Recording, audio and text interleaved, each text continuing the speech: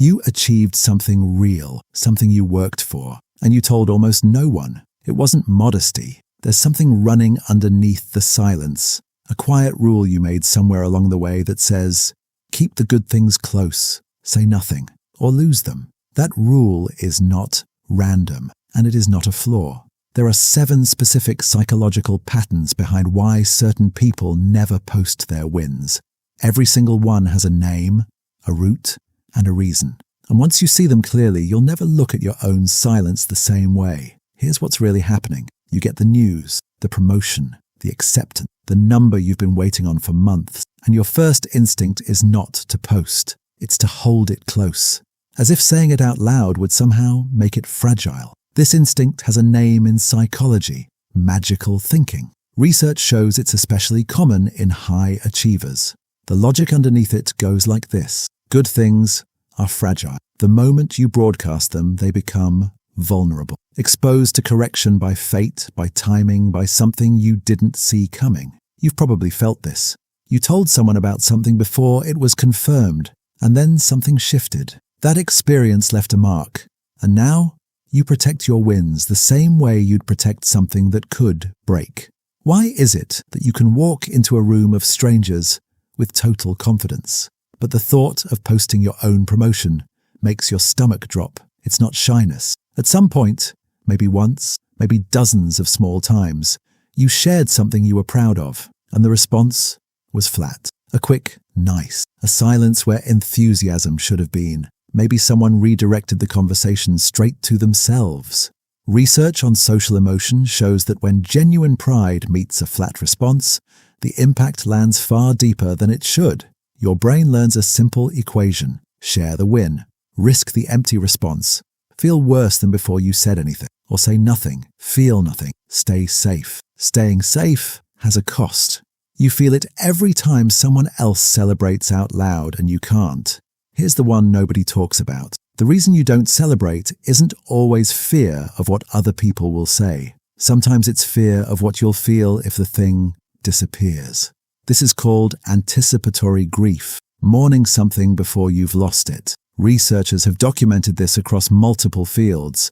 People who have experienced sudden or repeated loss often build an unconscious buffer around anything they value.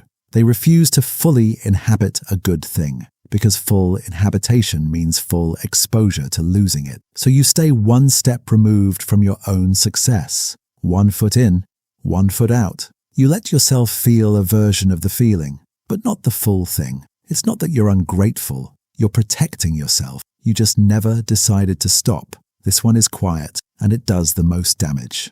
Psychologist Brené Brown describes what she calls a vulnerability hangover, the wave of regret and dread that floods in after a moment of real openness. You know this feeling. You shared something. You put it out there. And afterwards, even though nothing went wrong, the anxiety arose just because you were seen. A big win is one of the most exposed things you can share.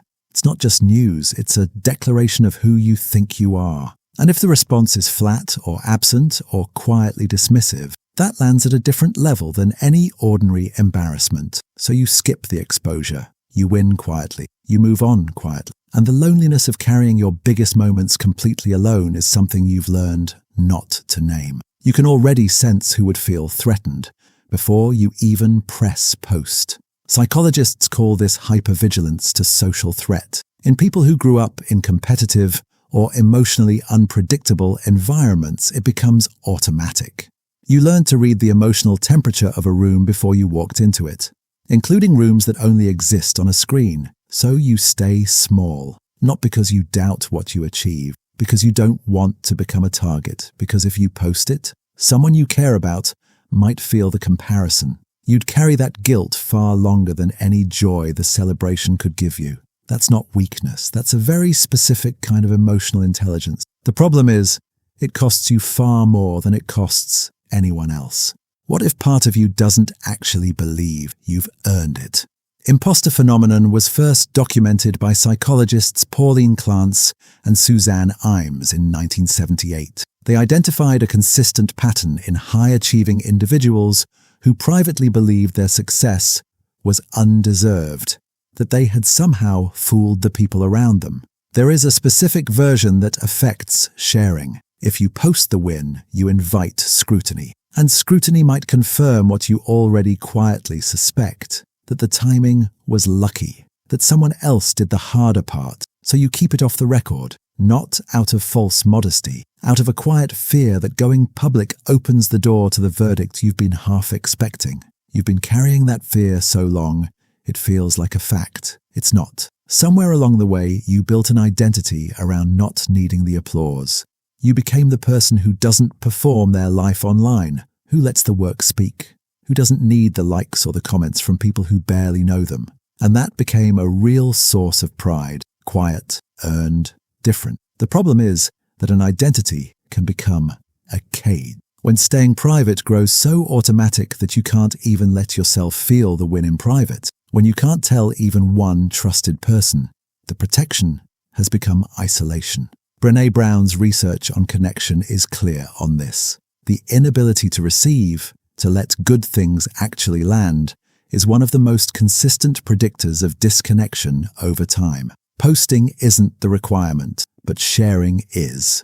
The win you never say out loud is the win you never fully own. None of these are weaknesses, not a single one. They are adaptations. Every pattern in this video started as a solution to something real. Your nervous system built these rules from actual experience, from moments when sharing cost you something, when celebrating left you exposed, when being seen led to being hurt. The system worked. That's the thing. It protected you. The problem is, it kept running, long after the original threat was gone, long after the people who made it necessary were no longer in the room. Your nervous system didn't get the memo. The real work isn't forcing yourself to post. Nobody is asking you to perform your life online. The work is much smaller than that. Find one person, just one. Tell them something good happened. Not for their reaction, for yours. Because something shifts when you say the win out loud to someone who actually sees you. That feeling, the one you've been quietly withholding from yourself, you've earned it. Drop the number in the comments. Just the number, 1 through 7. The one that felt most like you, nothing else. Just the number. Watch how many people drop the same one as you. And if this put language to something you've been carrying for a long time, send it to one person who would recognize themselves in it. They've probably been looking for these words.